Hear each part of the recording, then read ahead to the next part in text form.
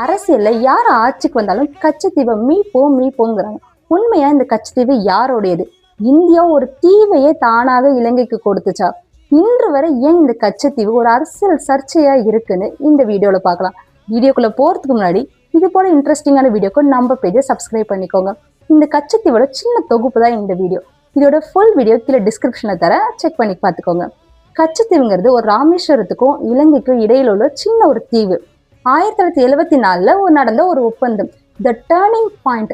இந்தியாவை சேர்ந்த இந்திரா காந்தி அவங்களுக்கும் சிறிமா பண்டைய நாயக்கன இலங்கையை சேர்ந்த இவங்களுக்கும் நடந்த ஒரு ஒப்பந்தம். இந்த ஒப்பந்தத்தின் அடிப்படையில தான் கச்சத்தீவு இலங்கைக்கு கொடுக்கப்பட்டுச்சுங்க. ஆனா இந்திய மீனவர்கள் வலை போடலாம், செயின்ட் ஆண்டனி தேவாலய விழாவில் கலந்து கொள்ளலாம்னு சொல்லிட்டு ஒப்பந்தம் போட்டிருந்தாங்க. ஆனா காலப்போக்குல இலங்கை கடற்படை வீரர்கள் நமது இந்திய மீனவர்கள் மீது தாக்குதல் நடத்துதல், கைது செய்தல், படகுகளை பறிமுதல் பண்ணுன்னு சொல்லிட்டு பண்ணிட்டு இருக்காங்க. இதனால நம்ம தமிழ்நாடு மீனவர்கள் ரொம்ப கடுமையான பிரச்சனைக்கு உள்ளாயிருக்காங்க. இந்த கச்சத்தீவுங்கிற ஒரு தீவு மட்டும் இல்லைங்க, நம்ம தமிழ்நாட்டு மீனவர்களின் ஒரு வாழ்வாதார பிரச்சனையாவும் இருக்கு. இந்த கச்சத்தீவை மீட்க முடியுமா? உங்க கருத்தை கமெண்ட்ல சொல்லுங்க.